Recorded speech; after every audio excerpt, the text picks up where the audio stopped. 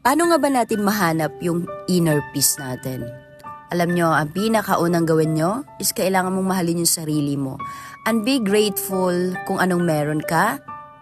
Kahit anong opportunity na meron ka, gawin mo. 'Di ba?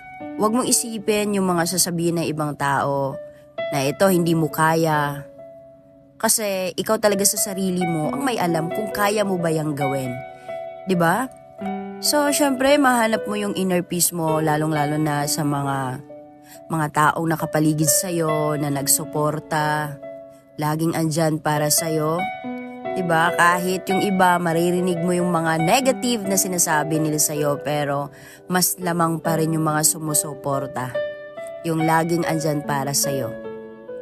Kaya kung ikaw, nahihirapan ka mang hanapin ang inner peace mo, simulan mo sa sarili mo.